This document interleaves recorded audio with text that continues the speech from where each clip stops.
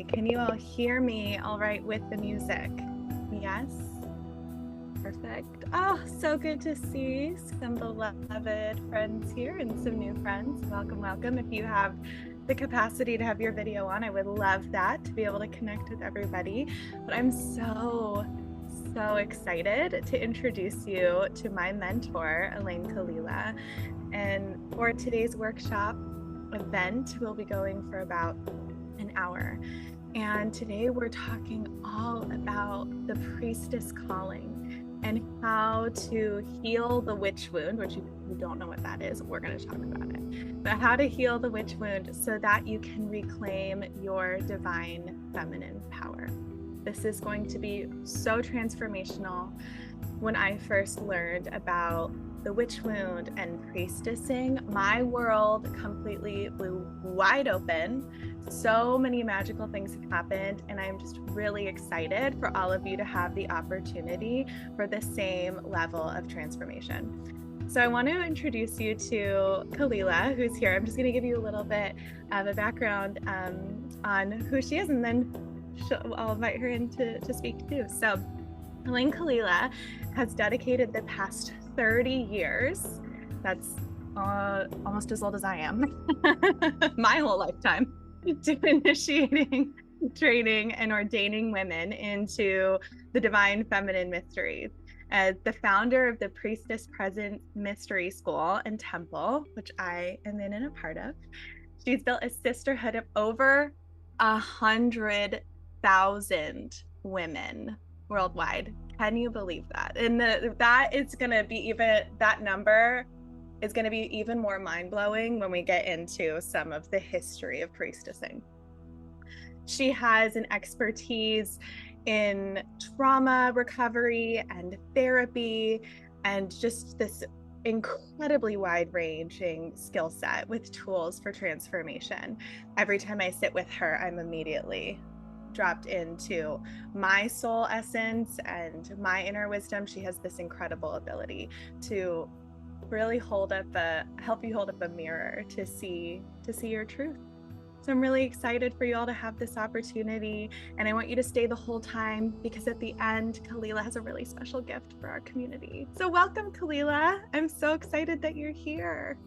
Oh, thank you, my love, for inviting me and being so generous as to invite me into your community to share today. I'm really excited. This theme that we're going to be diving into around the healing of the witch wound or the priestess wound, and what that really means is an incredibly powerful, awakening, catalyzing topic, and very, very timely for where we sit at this moment in her story. And I do say her story deliberately. So thank you for inviting me, Melanie. Yes, it's my pleasure. And I'm going to go ahead and spotlight us both for clarity here. All right. Perfect. There we are.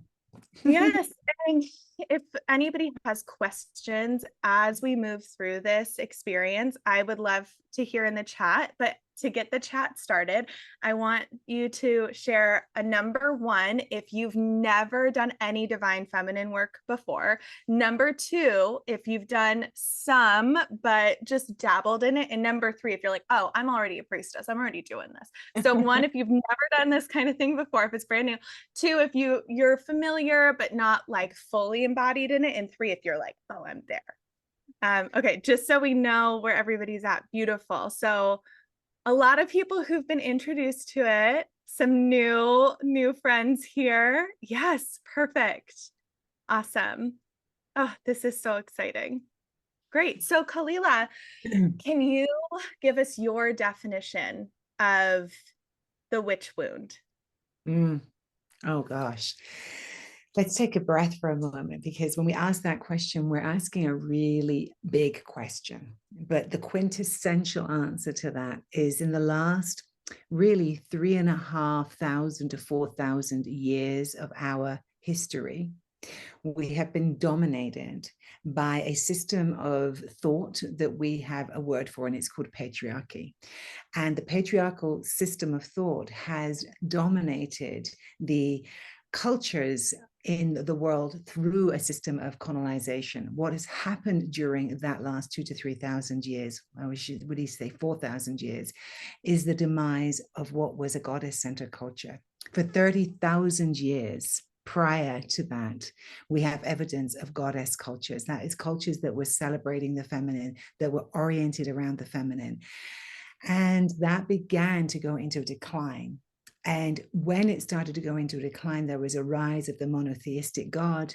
We all know about the rise of the Roman Catholic Church. We all know about the rise of colonialism and imperialism.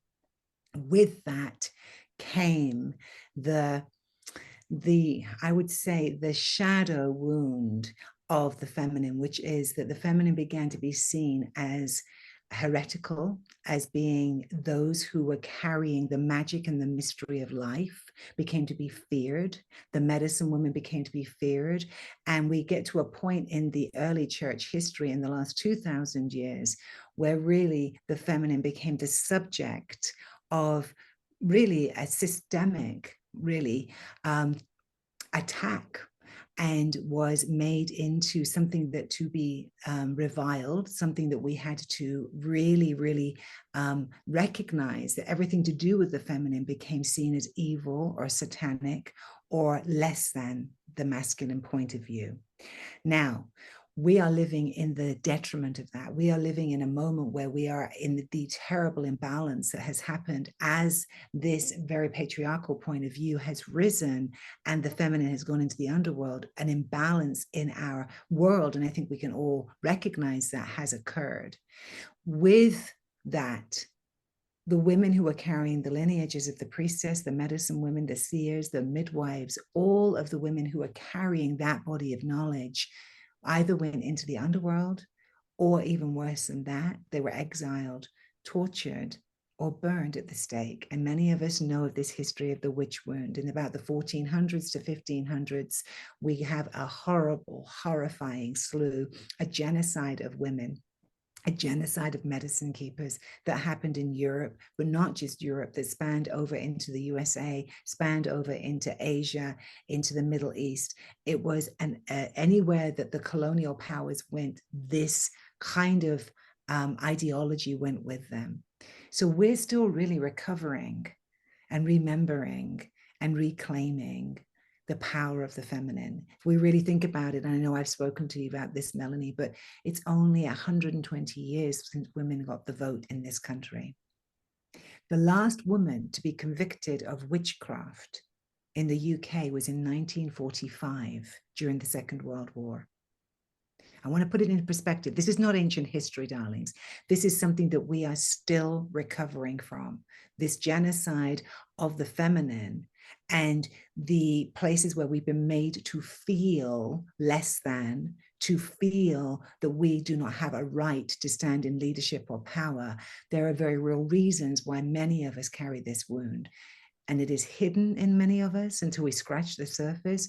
But I would say that it's an intergenerational traumatic wound that many of us who are here now are standing as the healing for. So that is a tiny little quintessence of something that spans 30,000 years. So excuse me for quintessentializing. Oh, that was actually so well done. And I want to hear in the chat from those of you who are here, how many of you put a 1 if this is your first time ever hearing this information and you are mind blown about it, or 2 if you know about it, but like, obviously it's still, I've heard this so many times. I mean, I studied this when I was in college, and still every time I hear it, it just lands so heavy in my heart.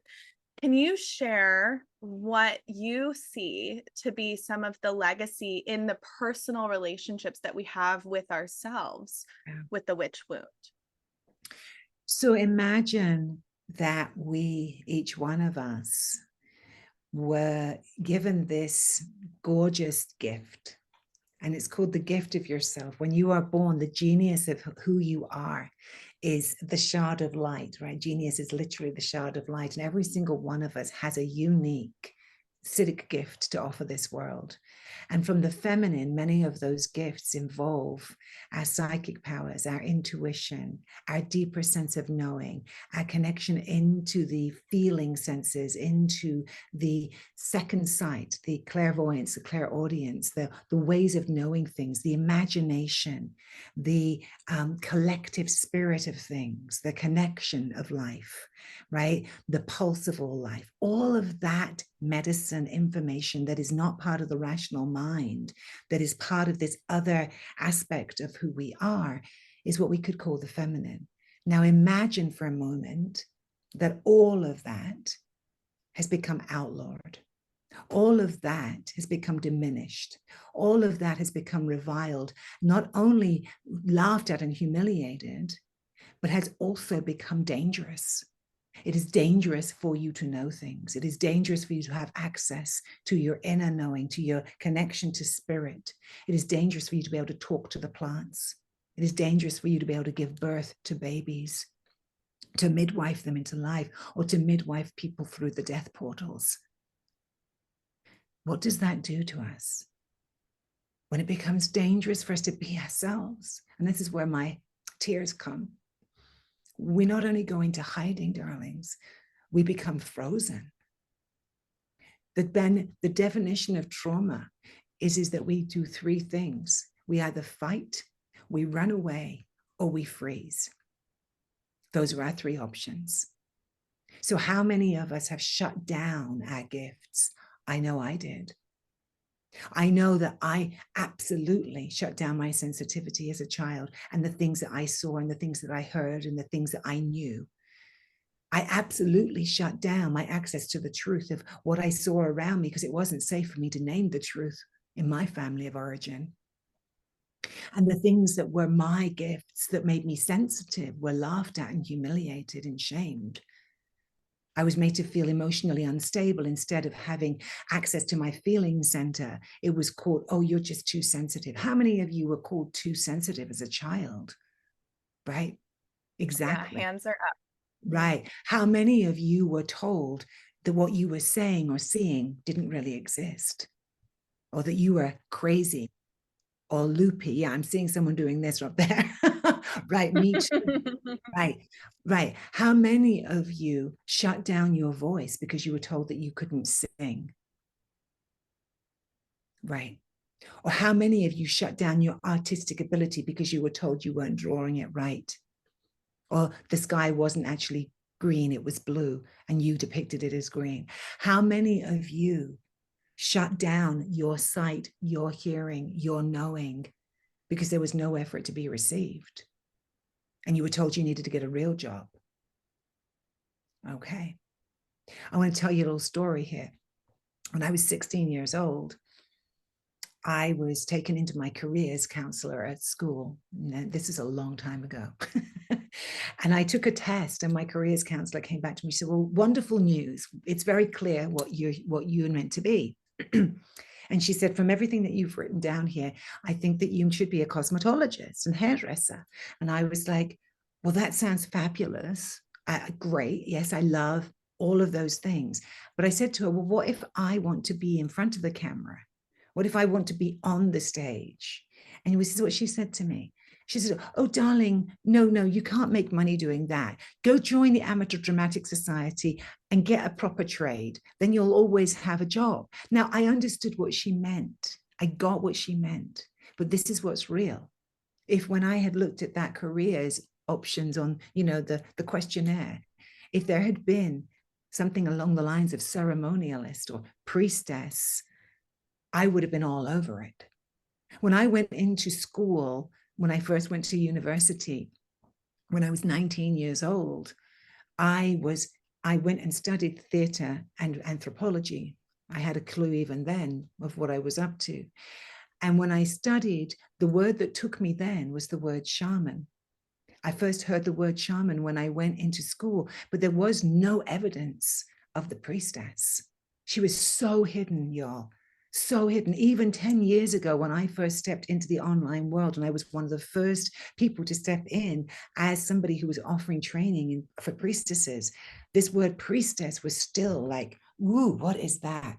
And I want to ask you a question. When you hear that word, how many of you have both an attraction and a repulsion? An attraction where you're like, ooh, drawn to it and magnetized it, but also some fear that comes up. This is what I have found over literally walking this path with thousands, tens of thousands of women at this point, is that the unifying experience is that most of us, when we hear that word, and this was true for me, Melanie, when I first heard this word, I was like, oh, well, that's fine. I'm going to do that privately, though, because no one's going to take me seriously if I step out into the world as a priestess. Not only is no one going to take me seriously, they're going to judge me, shame me, humiliated me, think I've fallen off the edge of woo-woo, right? And I'm a serious person. I've got degrees, I've got licenses, I train people, I speak, I'm out there in the world, I'm a therapist. You know, I had all of this stuff that came up for me. And I realized then that that was the priestess wound. The priestess wound made me scared to step into the truth of who I was. I've always been a ritualist. I've always been creating ceremony. Even when I was a theater director, all the plays that I directed were participatory, ritual, ceremonial theater pieces. And yet I was terrified. So if you yourself have that, I'd love to hear. I love your little thing with the ones and twos. Maybe you'll ask the question of, who has that reaction to the word priestess? Yeah. Okay. One, if you are so lit up by the word priestess. Two, if you're like, I don't know what to do. Three, if you're in the middle. One, if you're like, yes, priestess. Two, if you're like, I'm not sure. You're one, like, I saw somebody write like 5 ones in a row. Yes. Okay. And some in the middles. At least nobody is like, I mean, yeah, I think if anybody was at a 2, they maybe would have exited the space. Totally. Yeah. Wow, this is amazing. I don't know if you know this, but when I first graduated school, I created an interdisciplinary women's artist collective that bridged art with ritual. That was the whole point, was ritual pieces. Yeah, that I did for years in New York City. So I didn't know about your background. Yeah. Yeah, it makes total sense, doesn't it? Mm-hmm. Yes, it does. But you don't have to obviously have found this way to ritual through theater. That's just one way we see it, but it's in all of art. Yeah, all of art. Mm-hmm. Everything about living our life artistically or living life as art is to do with ritual and ceremony and the sacred. And that is the domain of the priestess. The priestess is the one who walks between the worlds of the mundane and the sacred, and weaves those worlds together and is standing with one foot in both all the time. And the remembrance of our gifts of the feminine, when we start to heal these priestess wounds within us, we actually get to claim these gifts and begin to bring them back into the world. And what I know is that the priestess holds a social role and function that is much needed in every community.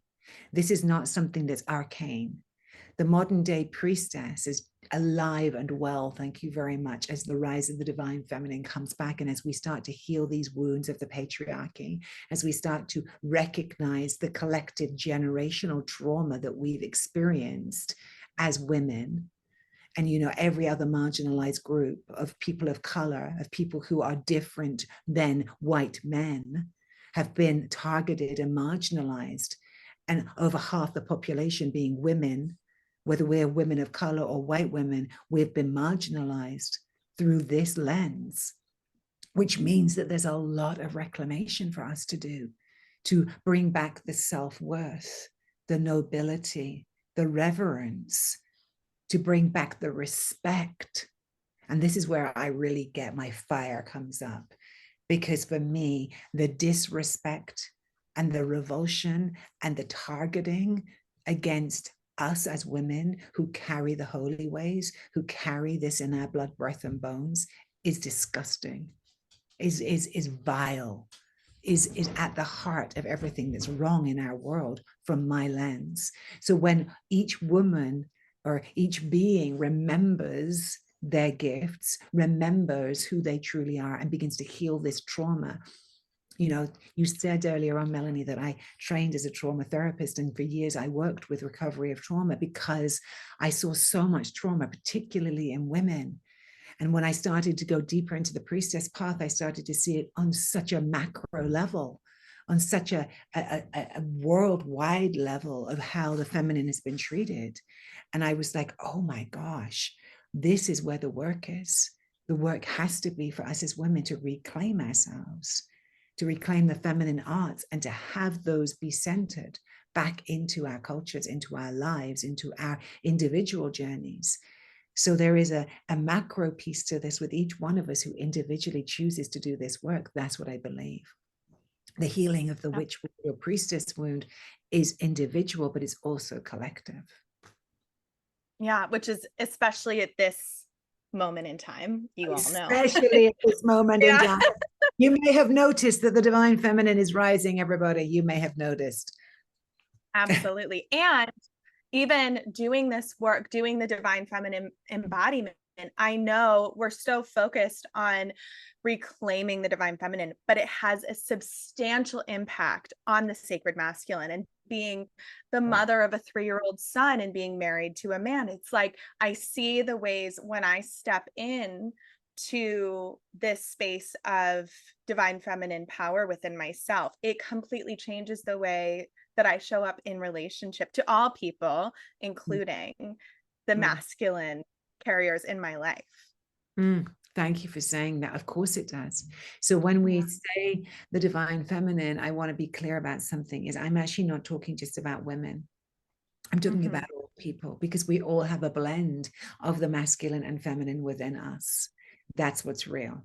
We all have different quotients of masculine and feminine energy running through our system. That is who we are. And so the idea of it being just gendered is really actually very narrow and not accurate.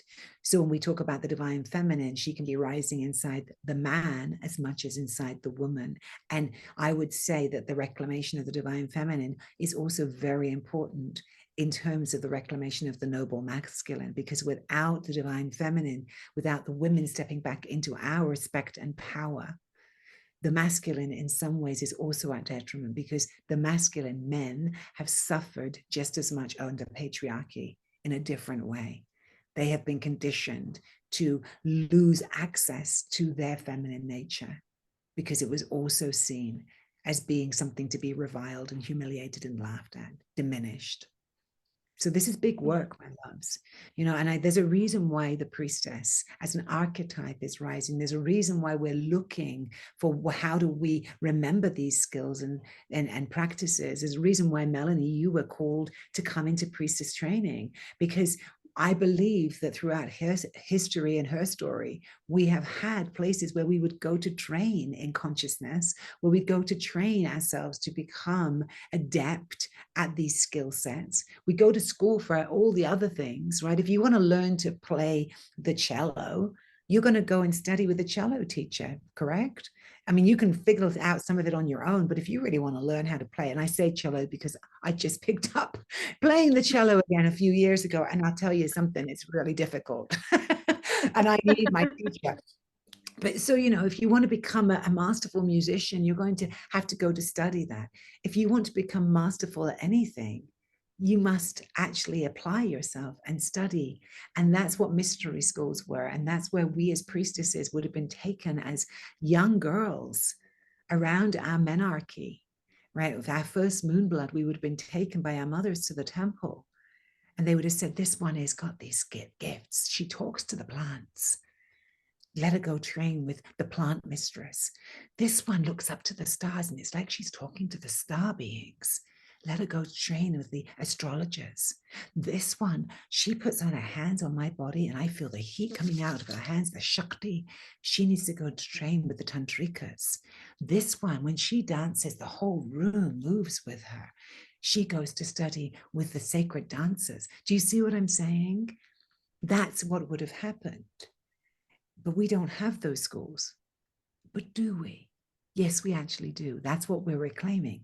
You know, I always say that I didn't realize 10 years ago that I was setting up a priestess mystery school, much less did I realize that I had a missive to set up Hogwarts for priestesses. But that's really what I actually was doing. And I'm so delighted, because when I realized that, I was like, of course, I've always wanted to be Professor McGonagall. So here I am. Love that. And that actually brings us so perfectly into talking about the ways that we can do this work. And before we dive into that, I want to hear in the chat, send me a number one if you were like, this is on fire. I'm so excited. I need to do this now. Reclaim the priestess. I put my Yes. glasses on to be able to see. Oh yeah, I see one, one, one, one, one, one, one. I'm putting my goggles on so I can see. Yes. Oh yeah. Everybody is fired up about this. Amazing. So you've all heard Kalila share. She created this beautiful mystery school. And something, I've been doing ritual and ceremony. I mean, I just talked about the artist collective I started when I was 22, right? So this is a while back. Before that, you might all know that I was initiated by my great uncle Heyoka, who was a shaman. I did a vision quest with him and grew up doing ceremony in that way, peace pipe ceremony, which is a very specific type of ceremony. And that was reclaimed by him because of my great great great grandmother Lolaski, who was Cherokee Indian. So beautiful. And so I have this background in ritual and ceremony, and I was doing guided rituals, on Instagram Live every day in 2020, which was so beautiful. And then I started the membership. So I've been hosting rituals and ceremonies for a long time. And then it was actually about a year ago, I think we met, and it was the word priestess. It just lit me up. And I was already doing it when you were sharing about what a priestess does. I was like, that's what I do. And I didn't feel called to follow exactly in my great uncle's footsteps because I felt called to go deeper into divine feminine work. My 13th birthday was a belly dance party where I had everybody pull goddess cards. Oh, I love it. It's so perfect. I know, it was really special. And so I can see how that's always been calling me. And I felt like I finally found the place to be able to channel that. And over the past year, I've worked really closely with Kalila, being mentored by her to hone my gifts as a priestess. And you've all seen this occur over the last year in the way that I've been showing up in my offerings. And I'm really excited because Kalila has the opportunity to share that, or you have the opportunity to work with Kalila, and she'll be sharing about all of the different ways that you can work with her in this mystery school. So we've entered the mystery, which is what I'm in. Yeah. So would you like me to share a little bit about that now, Melanie? Yeah, Okay. absolutely. Okay. So so imagine with me, if you will, that there is this magical place that exists. In Harry Potter land, you have to go through platform 9 3/4 to get there, right? So we have our equivalent, which is the Priestess Present School of the Sacred Arts, has 2 mystery schools within it. One is called the Quintessia Mystery School, and one is called the Rosa Mystica. The Quintessia Mystery School is the home of the alchemical priestess, and that's really who we're talking about today. And that's where Melanie has been really studying with me and being deeply initiated into the ways of the priestess, the modern day priestess. So the work within the alchemical priestess, within Enter the Mystery, is founded upon the 13 Moon Mystery School lineage, which I am an ordained priestess of and a focalizer of. That was founded by my beloved fairy godmother, Ariel Spilsbury, who initiated me into this work. And I have been one of her lineage bearers out into the world. And so it is a great honor that I bring this body of work, this incredible journey through the 13 faces of the divine feminine. We spend a full year, and every moon we enter into a different face of the divine feminine, a different archetype, from the great mother through to the goddess of compassion, through to the priestess, through to the creator, destroyer, preserver, or Kali Ma, through to the lady of communion, through to the muse, the goddess of love, the primal goddess, the initiator, the wise woman, the weaver dreamer, the queen of death, the alchemical goddess. All of these faces of the divine feminine hold keys and medicine for every single one of us to awaken and quicken the remembrance of who we are. They also hold sacred skill sets and sacred tools that we learn along the way to embody. It is an initiatory training. What does that mean? It means that it is a training that has you go through a death and rebirth cycle. The divine feminine, you might know, works in cycles of birth, life, death, and rebirth over and over again. That is at the heart of the divine feminine mysteries. And so we work with that cycle of birth, life, death, and rebirth throughout the entire year. And each one of the archetypes, you could say, is a fractal of that journey and offers us a deep dive into a birth, life, and death each moon. What is it we're releasing? What is it we're claiming? What is it we're releasing? What are we reclaiming? Over and over again. It is one of the most extraordinary bodies of work that I've come across. I was initiated into this work 20 years ago, and I am still teaching it for a reason. I don't know of anything else that is more powerful in catalyzing your soul's evolution and reawakening who the priestess actually is within you. Because the priestess is a state of mind. It is a consciousness that we walk within. It is an ability to be able to move between the worlds fluently and fluently, to reclaim the gifts and to bring them forward in our own lives. It is a catalytic path, and it is a path of initiation. And maybe you want to say something about that, Melanie, because you've been on the path. Oh, absolutely. Yes. Thank you. Yeah, I will say for those of you who might be new to archetypes, right? Archetypes are, you can view, maybe in this body of work, I would say it's like you're working with 12 different goddesses, right? And there are different goddesses from all around the world that you work with. But for example, we have the goddess of compassion, right? And that's the second moon that we move into. And we see her in Kuan Yin, you know, in the eastern part of the world, but we also see her in the western part of the world. Like we have these incredible archetypes, which are broad reaching energy bodies that are channeled into different deities in this different cultures around the world. Does that make sense? Is that clear for everybody? And so when you're working with the archetypes, what I love about this is how flexible it is, because, you know, I'm really big on integrity, connecting, not appropriating cultures, right? And connecting to your own spiritual lineage, your own blood lineage, your own authenticity, right? And what's really cool about this work is you can find the goddesses that your people worshipped, no matter where you're from. And oh, did I freeze for a moment? Yeah, you're a little bit. Oh, there you are. You're back now. We still could hear you. We just couldn't see you for a moment. Okay. The power. Okay, great. So I love that portion, and that's something that I have found to be really exciting about this work. Yeah. But it also is an opportunity to go into different parts of yourself. So if you've done self-love work with me, which most of you here have, you know, we talk about going into connecting to your past self, your inner child, right? The version of yourself that holds the critical voice, the part of yourself that holds the self-doubt, the part of yourself that wants to please, right? Those are inner archetypes that you have within you. And those inner archetypes are activated through doing this work with the broader archetypes of the different goddesses, which is very, very cool, because you'll find you might be working with the creator destroyer. So that's Kali Ma or Pele in Hawaiian culture. And you're going to see, oh, I have the creator destroyer within me. That's my self-sabotage, right? But it's also the part of me that can make something amazing out of nothing. And so when you can connect to those different archetypes within yourself, you heal deeply. And the way that you move through this process is in a very big space, a big community. I think there's like 100 women on every single call that we do.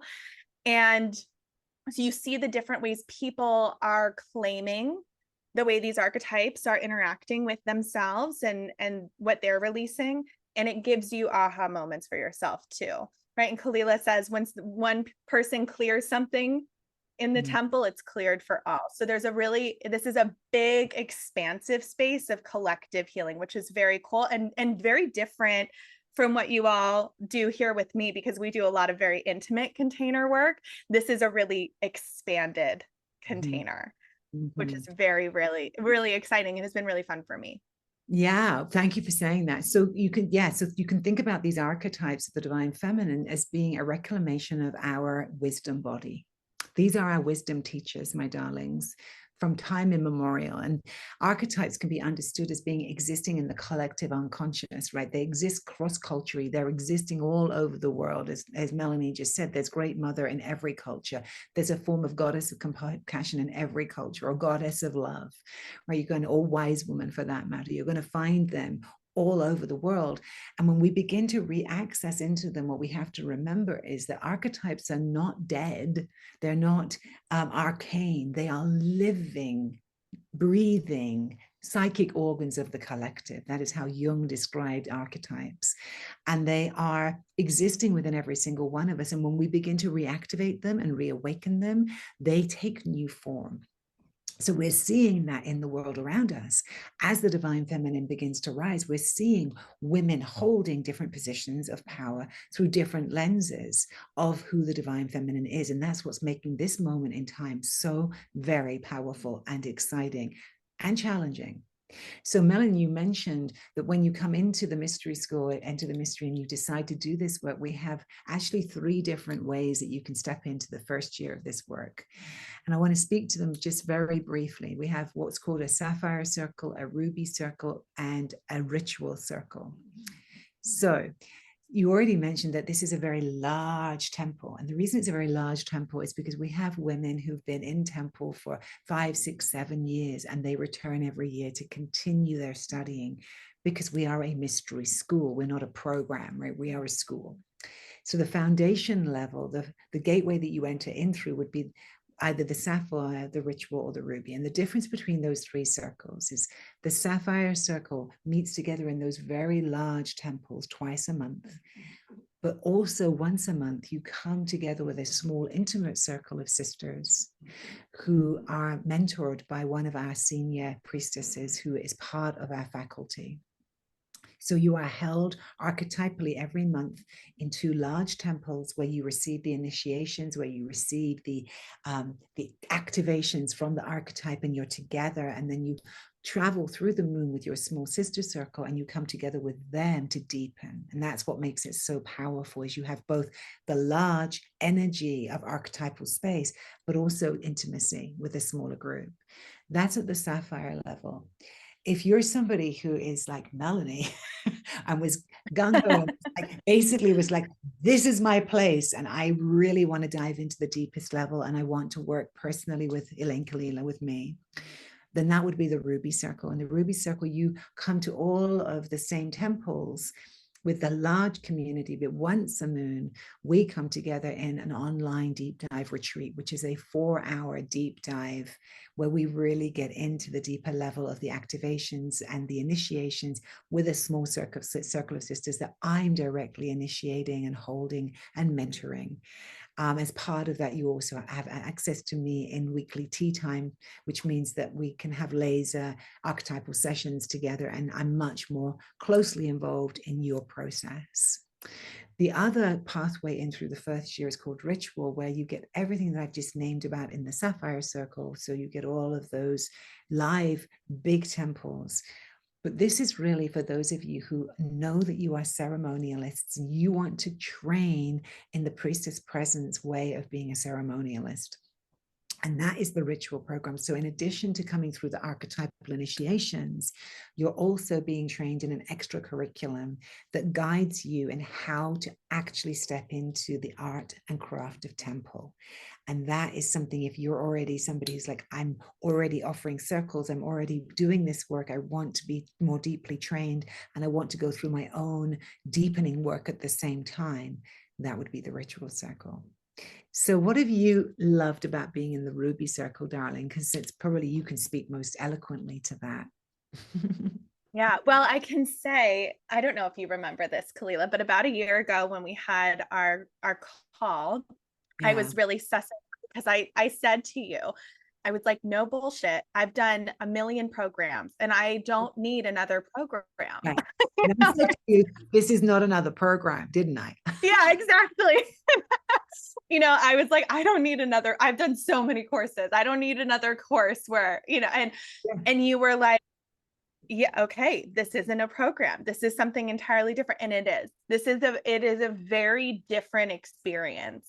And being in the 4-hour long temples every month. I mean, think about being in ceremony when you have the larger temples too. This is 8 hours of ceremony a month, which is an intensive amount of transformation, especially those 4 hours if you did the ruby circle like I did. It is huge opportunity for big breakthroughs and transformation. I don't know if you all remember, I did a podcast episode about a month ago called Healing at Hyperspeed. If you haven't listened to that, you want to go listen to it. I listened to it. Fangirling. Well, then, like the minute I said yes to priestessing, my life blew up. Like, oh my gosh, things fell apart. Yeah. And I knew the whole time, and Kalila really helped me through this too, that this is the initiation, right? This has to happen for the truth to be revealed. It has to be expanded beyond the confines of what was before. And so things have to, blow up so that you can find that gem. And the ruby circle, I mean, I think that I would have still had great transformation, but I know myself, the accountability piece in the ruby circle was very key for me. To be like, I have to show up. I have to show up because I have sisters relying on me. You get this very intimate container of women who are very, I think everybody is a very progressed level of their healing journey already, but there's that final piece that needs to happen for them to step into leadership in different ways in their lives. And that was really cool to be, it is really cool, I'm still in it, to be in a space of women who have already done a lot of work. And I feel like I can rise to meet that. We all nudge each other up. Yeah. And this is true whichever of the circles, the 3 circles that you would enter into. You imagine coming into a large temple space where there are women at every different level of their experience. So there are the complete newbies and beginners who are just stepping over the threshold and really don't know what this is, but know that they're called, to the women who have been in this work for many years. And what I love about it is it's a multidisciplinary space in that way, and a multi-generational space in that way, that feeds on all that's come before. We've been holding, one of the things I'm so proud of about this space is this is my 11th year of continual online presence as a temple that has not been broken. We have always had the temple running. And that's an extraordinary thing, because what you actually are stepping into is the depth of connection and rootedness that we have from those 11 years of alchemical work that is still sitting in the temple. The chalice is still integral, and the women who step in, who are holding the space, are still there holding the space and welcoming everyone who's new and welcoming everyone who's returning. And that, to me, is the blueprint of how we've always worked together as women. Through these interwoven connections, reweaving ourselves, reweaving our roots, our remembrance, our intelligence together. And so when you come into temple, you are like, that image of, this is dating me now, but Avatar, the first movie that came out, the first Avatar. And if you all remember that movie, if you've seen it, they have this beautiful, the blue beings have this beautiful hair and tail situation, and they go to the mother tree, and that's where they weave their tails into the mother tree. And I don't know if it's their hair or their tails, maybe it's both, into the mother tree, and the mother tree lights up. That's what it's like being in temple, is you weave yourself into temple and the whole mother tree lights up. And it lights up with the experience and the presence of all the sisters who are coming. And there's an intelligence that gets awakened in the collective that is greater than some of its parts, that we all get to benefit from. That is why the alchemy happens. That is why you got catalyzed in your life, because it's no longer just you individually working on your stuff over here. You're plugging into a crucible, if you will, an alchemical crucible that is working on behalf of the collective.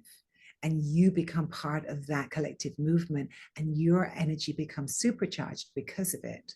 So it's an ancient sacred technology that we know about. We know the power of it.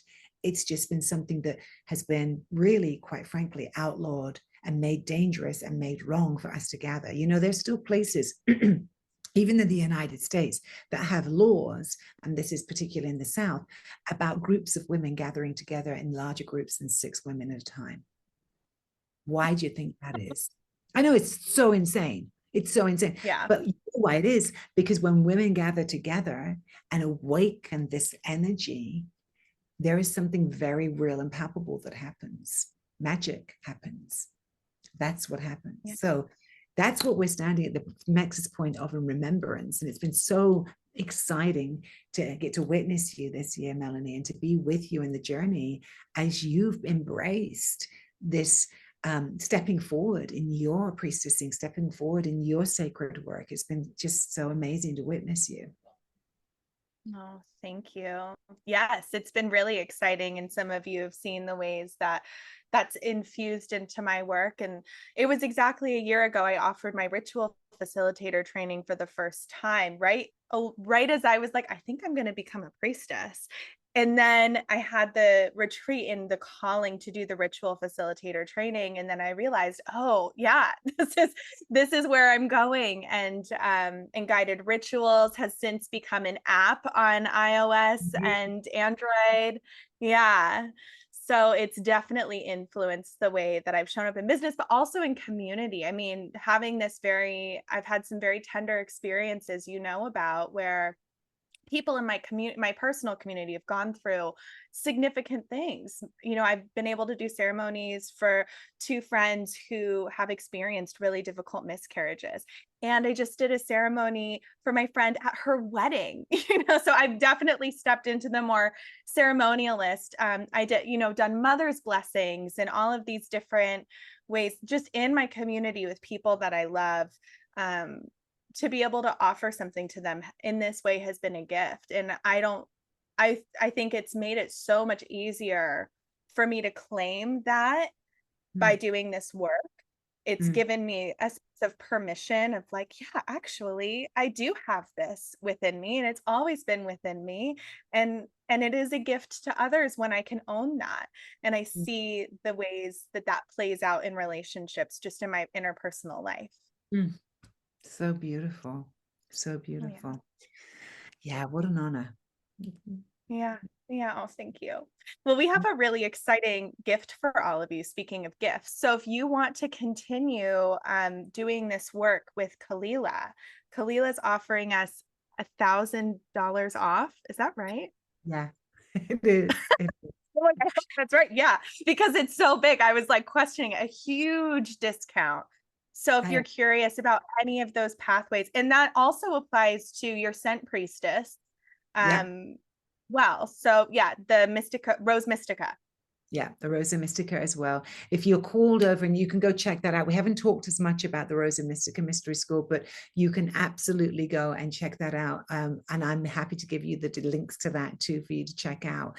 But yes, what we're doing right now is we're in our very special private internal registration period of time, which is basically we are registering all the women who've already been studying with us who are coming back. And we're in that period of time. And when Melanie asked if I would come and speak with you all, I was like, I'd love to do that.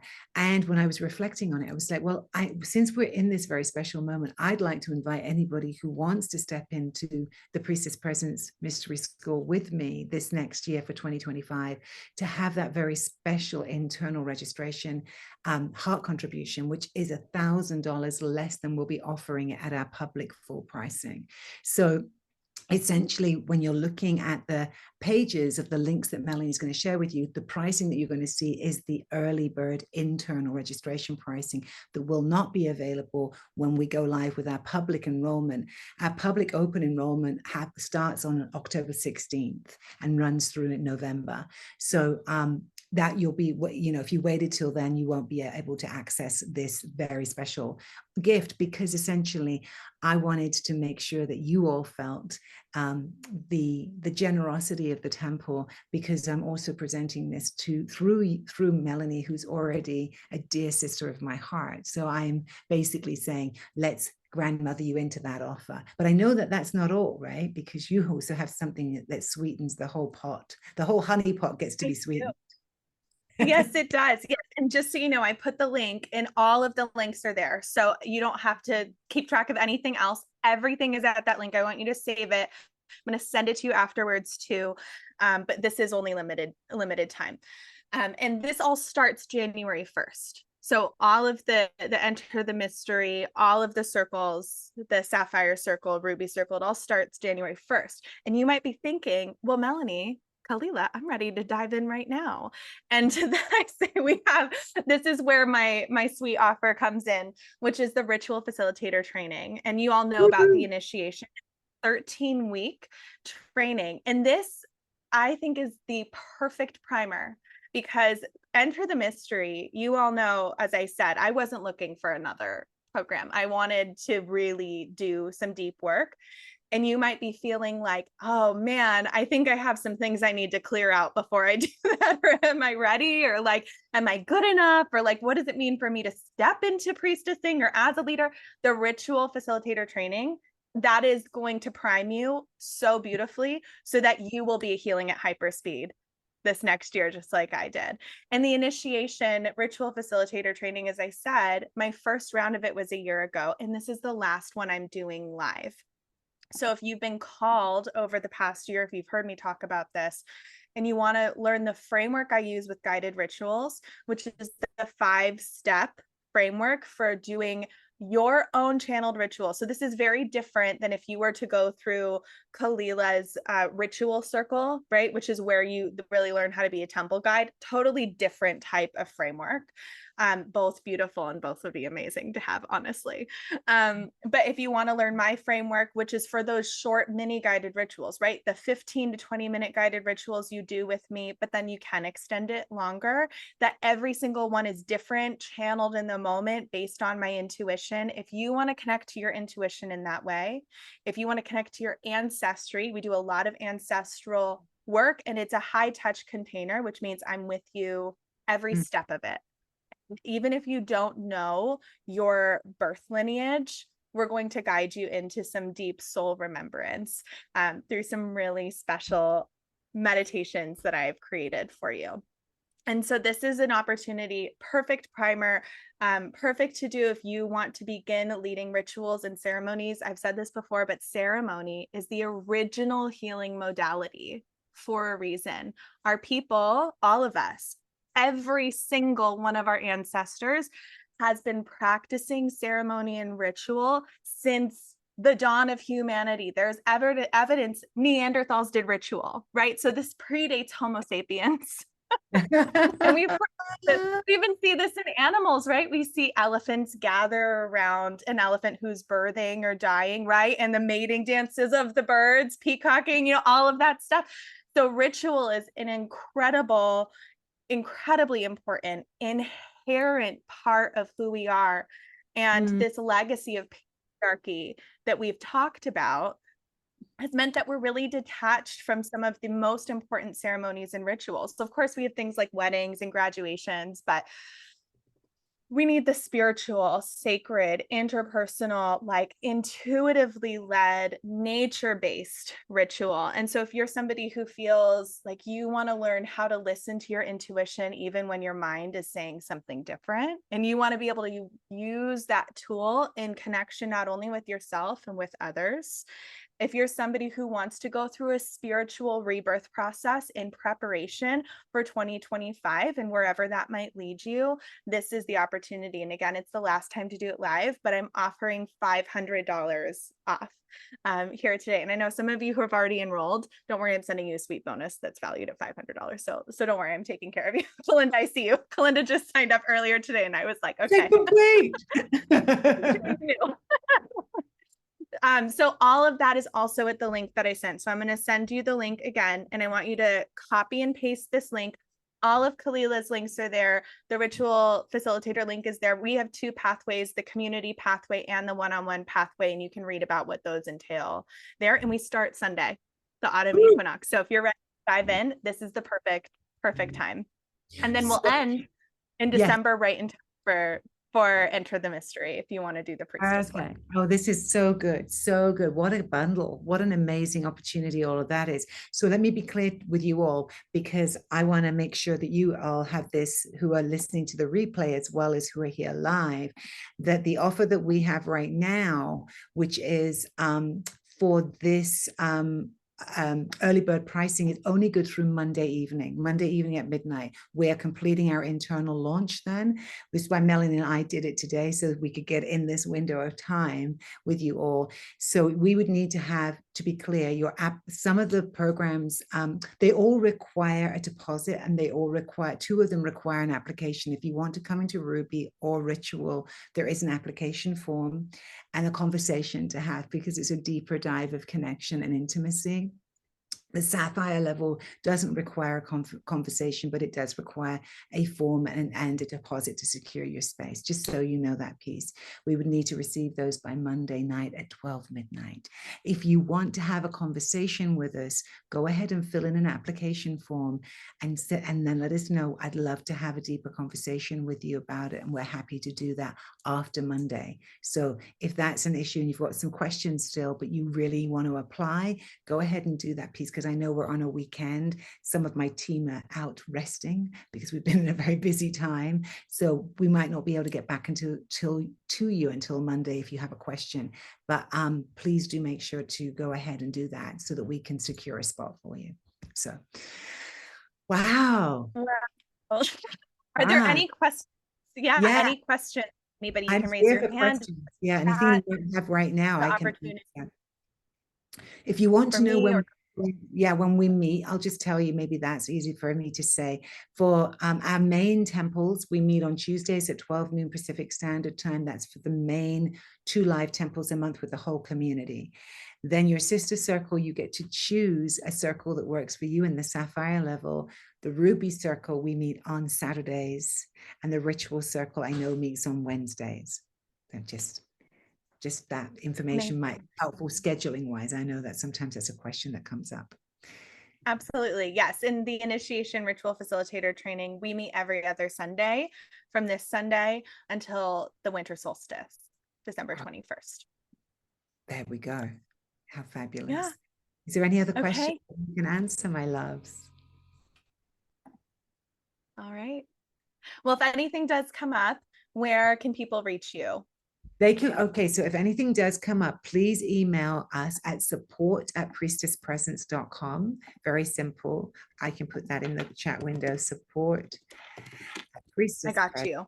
Got me? Thank you, darling. Oh, you're so fast. Yeah. I love it. Support@priestesspresence.com. And just tell us that you're coming from the webinar with Melanie, just so that we know that you're coming from that, because that way we can make sure that you're in the right area with us. Yeah, you're using, and all, as Emily said, all the links that you would need, use her links to come, because they are tracked links for Melanie. So yeah. Yes, and if you do sign up using my links, I'm going to send you a bonus of, where are they? My ritual cards. Oh gosh, so, how exciting. Yeah. If you decide to join Enter the Mystery through my link, I'm going to send look you at how cute those are. I love them. I need to send you these too. But you can see, these are what I use in my guided rituals. This one says receptivity. They all have different words, so it's very easy. So that's your special bonus gift from me for using those special links. You've inspired me. In closing, I was thinking I would pull a card from the 13 Moon Oracle. So this Oracle deck is the core curriculum material that we use inside Enter the Mystery. It is the 13 Moon Oracle deck. This is the original founding material from Ariel Spilsbury that we use. So I'm going to pull a card, a collective card right now as an ally for us today. Let's see who shows up, shall we? Okay, so I want you all to tune in with me for a moment. Take a breath and see who we're calling forward. Oh, it's this one. Oh my. You're going to laugh when you see who it is, Melanie. She's very clear.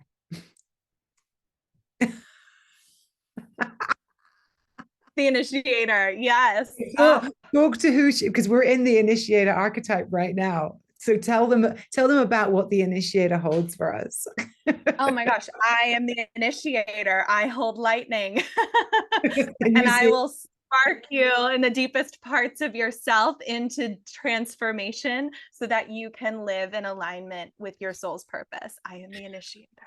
And I'm laughing so hard because the person on this card is actually Ariel. Many years ago, she holds the initiator archetype very strongly and was my initiator. And the words on the bottom speak truth, quantum leap, risk, growth, breakthrough, adventure, and power. So she really is the energy that's catalyzing you stepping forward into a deeper level of your own truth. That's what she holds. The sword of the initiator holds the sword of truth to us and says, how many more lifetimes will you hide out? How many more lifetimes will you avoid owning your own power? How many more lifetimes will you choose to stay stuck in the small self's patterns? Or will you choose to step through now and actually be the truth of who you are, the essence of who you are? So what a powerful card for us to get. It's confirmation of what we're here doing as those of us who have been called to the priestess path, because it is an initiation in our willingness to heal those wounds that have been holding us back. So with that said, how exciting. Perfect. Oh, yes. I love this. Thank you so much, Kalila. This has really been a gift. I'm so grateful for your time and for your wisdom and for your willingness to share this with our community. Thank you for inviting me. It was an honor and a joy to get to be with you all. So with that said, I will say farewell, and I look forward to seeing those of you who are called and enter the mystery. And I look forward to seeing you really soon. Yes, I'll see you soon. And be sure to hold on to that link. I'm also going to send it to your email. And if anything comes up, you know where to find us. Blessings to you all. Bye, my Bye, love. everyone. Blessings. Bye, my love.